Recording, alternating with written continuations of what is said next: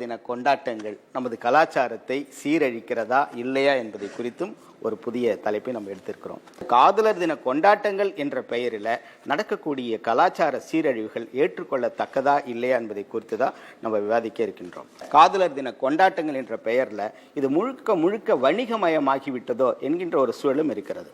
என்ன பார்த்தீங்கன்னா, அன்றைக்கும் காதல் இருந்தது, இப்படி அதுக்குன்னு ஒரு தனி தினம் இல்லை, அதுக்குன்னு இவ்வளோ பெரிய கொண்டாட்டங்கள் இல்லை, அதுக்குன்னு செலவு கட்டுறது கிடையாது. இன்னைக்கு காதலுக்கு என்ன பிரைஸ் கொடுக்கலாம், என்ன கிஃப்ட் கொடுக்கலாம்னு ஒரு வருஷமா யோசித்து கொண்டு இருக்கக்கூடிய ஆட்கள்லாம் இருக்கிறாங்க. ஆகவே இதையெல்லாம் தவிர்த்து உண்மையான காதல் எது, இந்த காதலர் தின கொண்டாட்டங்கள் தேவையா இல்லையா, இது கலாச்சார சீரழிவா என்பதை குறித்து தான் நாம் இன்றைக்கு விவாதிக்க இருக்கின்றோம். நிகழ்ச்சிக்கு வந்து தௌஹீத் ஜமாத்தினுடைய துணை பொதுச் செயலாளர் திரு முகமது யூசுப் அவர்கள் நம்ம மத்தியில் வந்திருக்காங்க. இது நம்முடைய கலாச்சாரம் தெரியுமா? கட்டிய மனைவியா இருந்தால் கூட தன்னுடைய வீட்டுல தன்னுடைய குடும்ப உறுப்பினர்கள் கூட பார்ப்பதற்கு வெட்கப்படுவாங்கல்ல, எப்படிடா தொடர்றது, எப்படிடா பேசுறதுன்னு. இது நம்ம கலாச்சாரம். இன்னைக்கு என்ன நிலை தெரியுமா? பொது இடங்கள், ஒரு பீச் இருக்கு, பார்க் இருக்கு, பஸ், ட்ரெயின், எல்லா மக்களும் பார்க்கிற இடத்துல 4 செவத்துக்குள்ள நடக்கக்கூடிய அந்தரங்கமான நிகழ்வுகள் எல்லாம் ஓப்பனா இன்னைக்கு செஞ்சுக்கிட்டு இருக்கிறாங்க. வெட்க உணர்வே இல்ல. எந்த அளவுக்கு தெரியுமா? சிலர் சொல்லுவாங்க, எங்க காதல் எப்படி காதல் தெரியுமா, ஆழமான காதல்பாங்க. அதுக்கு என்ன அர்த்தம் தெரியுமா சார்? அண்டர் கிரவுண்ட்ல பண்றது ஆழமான காதல். இன்னைக்கு அப்படி மாறிடுச்சு. கலாச்சார சீர்கேடுடைய உச்சகட்டமே இந்த காதலர் தின கொண்டாட்டம் தான். ரோஜா, நான் வந்து டெல்லியில ஒரு ஹிந்தி எஸ்எம்எஸ், வாய்ஸ் எஸ்எம்எஸ் ஒன்று கேட்டேன் எங்களுடைய அமைப்பினுடைய கூட்டத்தில். அதில் என்ன அப்படின்னா, இஸ்லாமிய ஆண்கள், இளைஞர்கள் இந்து பெண்களை ஏமாற்றி திருமணம் செய்து இஸ்லாமிய பெண்களாக மாற்றிக்கொண்டிருக்கின்றார்கள். இதை தடுத்து நிறுத்த வேண்டும் என்று சொன்னால் ஒவ்வொரு இந்துவும் 100 இஸ்லாமிய பெண்களை இந்துவாக மாற்ற வேண்டும். நீ உண்மையான இந்துவாக இருந்தால் இந்த வாய்ஸ் எஸ்எம்எஸ்ஸை 100 பேருக்கு அனுப்பு என்ற ஒரு வாய்ஸ் எஸ்எம்எஸ் உண்மையிலே ரொம்ப அதிர்ச்சிகரமாக இருந்தது. சார், உங்களுடைய கருத்தா நீங்க இது ஒரு கலாச்சார சீரழிவா பாக்குறீங்களா? கலாச்சார சீரழிவுன்றதை விட ஒரு நாளை தேர்வு செய்து இந்த நாள் வந்து இதற்காக கொண்டாடப்படுகிறது என்பதே அது ஒரு அறிவார்ந்த செயலாக நான் பார்க்கல. ஆசிரியருக்காக ஒரு தினமோ, தந்தையருக்காக ஒரு தினம், தாய்க்காக அன்னையர் தினம், இப்படின்னு வருஷத்துல ஒரு நாளை தேர்வு செய்து அந்த நாள் இதற்காக கொண்டாடப்படுகிறது அப்படின்னு சொல்றாங்க இல்லையா? அப்படி கொண்டாடப்படக்கூடிய எந்த ஒரு தினமாக இருந்தாலும் சரி, அந்த நாளில் மட்டும் அன்னையரை நினைச்சு பார்க்கறது, மற்ற இருக்கக்கூடிய 364 அந்த அம்மா வந்து எங்க சுத்துது, எங்க போகுது, என்ன வருது, பெற்றெடுத்த தாய் தந்தையை பார்க்கறது இல்லை. இப்படித்தான் எந்த ஒரு தினமாக இருந்தாலும் நம்ம பார்க்கிறோம். அதனால ஒரு நாளை தேர்வு செய்து இதற்காக நாங்கள் கொண்டாடுகிறோம் அப்படி அல்ல. அந்த நாளை நீங்கள் அன்னையருக்காகவோ, தொழிலாளருக்காகவோ, தந்தைக்காகவோ, காதலுக்காகவோ எதற்காக நீங்கள் தேர்வு செய்தாலும் மனிதன் என்கிற அடிப்படையில் அதுல ஒரு உணர்வு இருக்க வேண்டும் என்று நான் பார்க்கிறேன். இது உணர்வு சம்பந்தப்பட்டதா தெரியல.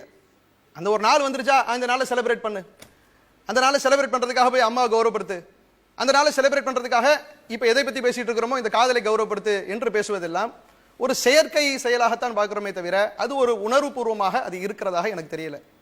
அடுத்தது என்னன்னா, இப்ப காதல் கூடுமா கூடாதா என்பது விவாதம் அல்ல. காதல் இல்லை என்று சொன்னால் மனிதன் கிடையாது. மனித பிறப்பு என்று சொன்னால் நிச்சயமாக அவன் காதலிக்கக்கூடிய, தன்னுடைய துணையை நேசிக்கக்கூடிய ஒரு தன்மை உள்ளவனாகத்தான் இருக்க முடியும். அதற்கு அப்பாற்பட்டவனாக மனிதனை பார்க்க முடியாது. ஆனா இப்போ பிரச்சனை என்னன்னு கேட்டா, காதலின் பெயரால் நடைபெறுகின்ற சம்பவங்கள், காதலின் பெயரால் நடைபெறுகின்ற கொண்டாட்டங்கள், இது நமக்கு ஏற்றதா? நமக்கு ஏற்றதா என்று பார்க்கக்கூடிய நேரத்தில் ஒரு குறிப்பிட்ட தமிழகத்திற்கு, தமிழ் கலாச்சாரத்திற்கு ஏற்றதா அப்படின்னு நான் பார்க்க விரும்பல. இது நம்முடைய இந்திய நாட்டுக்கு ஏற்றதா என்று நான் பார்க்க விரும்பல. வெளிநாட்டிலிருந்து இறக்குமதி செய்யப்பட்ட ஒரு கொண்டாட்டம் தேவையா என்றும் நான் பார்க்கல. நான் பார்ப்பது என்னன்னு சொன்னா, இது மனித குலத்திற்கு ஏற்றதா என்று பார்த்தோமேயானால் இன்னைக்கு இருக்கக்கூடிய காதலின் பெயரால் செய்யப்படக்கூடிய எல்லா காரியங்களுமே அது ஒரு நாளில் நடைபெறுகிற கொண்டாட்டமாக இருக்கலாம், மற்ற நாட்களில் இவர்கள் காதலர்கள் என்று சொல்லி இவர்கள் செய்யக்கூடிய செயல்பாடுகளாக இருக்கலாம், அத்தனையுமே மனித குலத்திற்கே எதிரானது என்பதுதான் பொதுவாக நான் சொல்லக்கூடிய என்னுடைய பார்வையாக இருக்கு.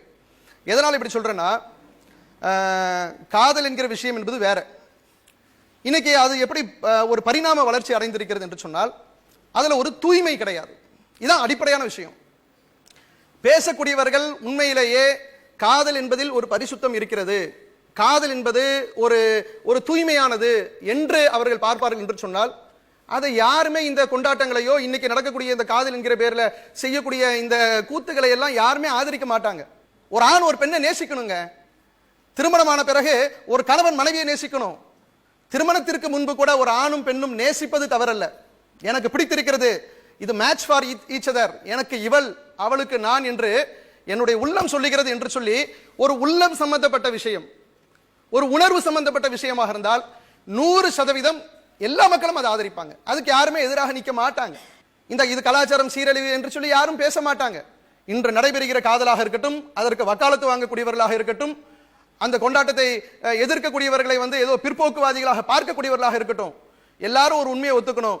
இன்னைக்கு நடைபெறுகின்ற இந்த காதலும் காதலர் தின கொண்டாட்டங்களும் எப்படி இருக்கிறது என்று சொன்னால், ஆள் நடமாட்டமே இல்லாத இடமா தேடி போயிட்டு காதலை கொப்பளிப்பாங்களாம்.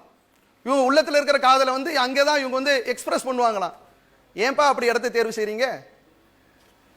வெட்ட வெளியில கொளுத்துற வெயிலில் அமர்ந்து கொண்டு பீச்சிலே ஒரு ஆணும் பெண்ணும் செய்யக்கூடிய காதலுக்கு வக்காலத்து வாங்குறீங்களா? காதல் தினம் கொண்டாட்டம் என்கிற பெயர்ல ஈசிஆர்ல முட்டுக்காடுக்கு ஒருத்தரும் கண்ணில் தென்படாத ஒரு இடங்களுக்கு ஒரு பெண்ணை அழைத்து சென்று அந்த இடத்தில் அவன் என்ன சீரழிக்கிறான் என்று தெரிந்து கொண்டுதான் காதலுக்கு வக்காலத்து வாங்குறீங்களா? இந்த மாதிரியான காதல் தியேட்டருக்கு போவான். எந்த தியேட்டருக்கு போவான்னு நினைக்கிறீங்க? எந்த தியேட்டர்ல நல்ல படம் ஓடுதோ, எந்த தியேட்டர்ல கூட்டம் அதிகமாக இருக்குதோ அதை கரெக்டா லிஸ்ட் எடுத்து அதை மட்டும் தவிர்த்துக்கிட்டு எந்த தியேட்டர்ல ஜனமே இல்லையோ அங்க கூட்டிட்டு போய் உட்கார வைக்கிறான். அப்பட்டமாக மனசாட்சியோடு பேசுவதாக இருந்தால், மனிதாபிமானத்தோடு மனசாட்சியோடு கண்ணுக்கு முன்னாடி சமூகம் எப்படி அழிந்து கொண்டிருக்கிறது என்பதை பார்த்து அந்த வழியில் பேசக்கூடிய பேச்சுக்களாக இருந்தால், இன்னைக்கு செய்யக்கூடிய அத்தனை காரியங்களும் விதிவிலக்கெல்லாம் கிடையாது. உண்மை காதலும் பேசுறீங்க, உட்கார்ந்துட்டு பேசுறீங்க, அது கள்ளக்காதல பேசுறாங்க, நாங்க உண்மை காதல பேசுறோம். இவர்கள் சொன்ன அந்த ஜோடி மாதிரி ஒரு உண்மை காதலை இன்னைக்கு காட்டுங்க பார்க்கலாம். அவர்கள் சொன்னார்களே, நான் பைக்கில் உட்கார்ந்தது கிடையாது, நான் தியேட்டருக்கு போனது கிடையாது, அந்த அந்த பரஸ்பரம் அந்த அன்பு, ஒருத்தன் ஒருத்தியை உள்ளபூர்வமாக நேசிக்கின்ற அந்த நேசம் இன்னைக்கு கிடையாது. உள்ளத்தை தாண்டி அந்த உடலை நேசிக்கக்கூடிய நேசத்திற்காகத்தான் இல்லாத ஆள் இல்லாத நடமாட்டம் இல்லாத இடத்துக்கு ஒரு ஜோடியை கூட்டிட்டு போறான். ஏன்பா அப்படி கொண்டு போய் சீரழிக்கிற?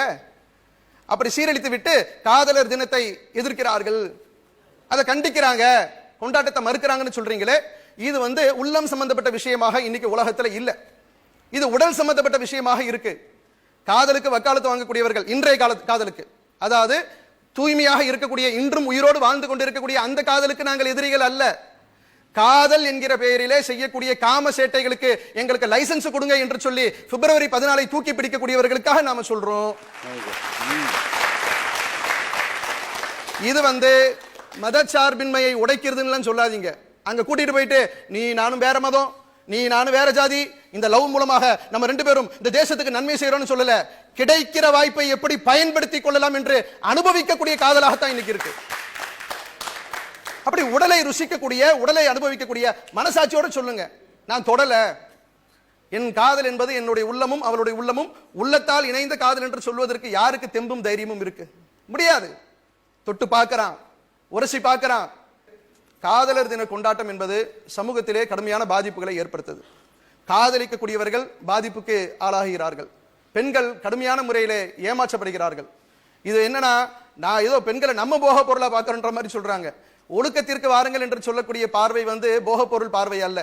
ஆனால் ஒரு பெண்ணை அவன் குடும்பத்துக்கு தெரியாம, இவருடைய குடும்பத்துக்கும் தெரியாம தனியாக டேட்டிங்னு கூட்டிட்டு போறது, இல்ல டேட்டிங்ன்ற பேர் இல்லாம வேற ஏதாச்சும் பேரை வைத்துக் கொண்டு நீங்கள் அழைத்து சென்று அந்த பெண்ணோடு நீங்கள் சல்லாபமாக இருப்பதைத்தான் நீங்கள் காதல் என்று சொல்வீர்கள் என்று சொன்னால் அது காதல் அல்ல, அது காமம். இதனால் பெண்கள் ஏமாற்றப்படுகிறார்கள், சமூகத்திலே கடுமையான பாதிப்புகள் ஏற்படுகின்றன. அதனால இந்த வெளிநாட்டவர்களுக்கு அது பொருந்தும், இந்த நாட்டிற்கு பொருந்தாது. மேலை நாட்டு கலாச்சாரம் நமக்கு வேண்டாம். இந்த நாட்டிலே ஒழுக்கமும் நாகரிகமும் பண்பாடும் இன்னும் மிச்சம் இருக்கு. மிச்சம் இருப்பதை ஜெனரேட் பண்ணி உயர்த்துவதற்கு தான் பாடுபடணுமே தவிர மேலை நாட்டு கலாச்சாரம் அவர்களுடைய பார்வையை நம் நாட்டு மக்களுக்கு கொண்டு வர வேண்டும் என்று நீங்கள் நினைப்பீர்கள் என்று சொன்னால் அது பெரும் அழிவுக்கு கொண்டு செல்லும். குடும்பத்தில் இருக்கக்கூடிய உறவுகளை கடுமையான முறையில் பாதிக்கும். உறவு என்பது அழகான ஒரு செட்டப்ல இருக்கு, அதையெல்லாம் சீர்குலைக்கும் விதமாகத்தான் போகுமே தவிர இது ஒரு பிற்போக்கு பார்வையாக பார்க்காதீங்க. சமூகத்தினுடைய நலனை கருத்தில் கொண்டு பாருங்க. நன்றி. சீரழிவா இல்லைங்களா? காதல் என்ற இந்த சீரழிவினால் ஒவ்வொரு குடும்பத்திலையும் ஏராளமான பிரச்சனைகள் ஏற்பட்டு கொண்டே இருக்கிறது. எத்தனையோ பெற்றோர்கள் இந்த அவன் பாட்டு கூட்டிட்டு வந்துருவாங்க. இப்போ காதல்னு சொல்லிட்டு என்ன செஞ்சிருவாங்க, கூட்டிட்டு வந்துருவாங்க. சில பெற்றோர்கள் நான் உன்னை எத்தனை வருஷமா உன்னை வளர்த்தேன், எவ்வளோ ஆளாக்கி வளர்த்தேன், எவ்வளோக்குள்ள கஷ்டப்பட்டேன், என்ன சின்ன வயசுல இருந்து என்னென்ன உதவிகள்லாம் நான் உனக்கு செஞ்சேன், அவ்வளவு செஞ்சுட்டு உனக்கு ஒரு மாப்பிள்ளையை பார்த்து கல்யாணம் பண்ணி கொடுக்கறதுக்கு அல்லது ஒரு பொண்ணை பார்த்து கல்யாணம் பண்ணி கொடுக்கக்கூடிய உரிமை எனக்கு இல்லையா என்கிற மாதிரியாக அந்த பெற்றோர்கள் அழக்கூடிய அழுவையும் அதோடு அவர்களுடைய உறவு, அதாவது பெற்றோர் மீது உள்ள ஒரு காதல் வந்து மைனஸ் ஆயிருது, அவங்களுடைய குடும்பத்தார் உள்ள காதல் வந்து மைனஸ் ஆயிருது. ஒரே ஒரு நபரை வந்து அண்டி அந்த பெண்ணு போகுது, அதனுடைய வாழ்க்கை பாதுகாப்பு இல்லாத ஒரு வாழ்க்கை ஆயிருது. கற்பு என்பது ஆணுக்கும் பெண்ணுக்கும் சமமானது. இதுல பெண்ணடிமைத்தனம் இல்லை. நாம் சொல்லக்கூடிய இந்த காதலர் தின கொண்டாட்டத்தினால் ஏற்படக்கூடிய சீரழிவு என்பது பெண்களுக்கு எதிரான, அவங்களுடைய உரிமைகளுக்கு எதிரான ஒரு விஷயமும் அல்ல. இந்த கொண்டாட்டம் என்கிற பெயரில் பெண்கள் போகப் பொருளாக பயன்படுத்தப்படுகிறார்கள். பெண்களுடைய வாழ்வு சீரழிகிறது. குடும்பத்தார்கள், பெற்றோர்கள் ஒரு பையன் பொண்ணு மேல, ஆண் பெண் மீது, தன் பிள்ளைகள் மீது வைத்திருக்கக்கூடிய நம்பிக்கைகள் அத்தனையும் குழி தோண்டி புதைக்கப்படுகிறது. இவன் நல்லா படிப்பான், நல்லா வளருவான், இவனுடைய படிப்புக்காக கடன்பட்டு உடன்பட்டு எவ்வளவோ சிரமப்பட்டு பெற்றோர்கள் படிக்க வைக்கக்கூடிய நேரத்தில் இவர்கள் இந்த காதல் என்கிற ஒரு மோசமான, இந்த இன்னைக்கு இருக்கக்கூடிய நடைமுறையில் இருக்கக்கூடிய இந்த மோசமான கலாச்சார சீரழிவு நிறைந்த இந்த காதலின் பின்னாடி சென்று பெற்றோருடைய நம்பிக்கையை குழி தோண்டி புதைக்கிறார்கள். கொலைகள் அதிகரிக்கிறது. இவன் ஜோடியா செத்து போறான், இல்லாட்டி அவளை கொல்றான், அவ கிடைக்கலன்னா இவனை செத்துக்கிறான், இப்படின்னு தற்கொலைகளாக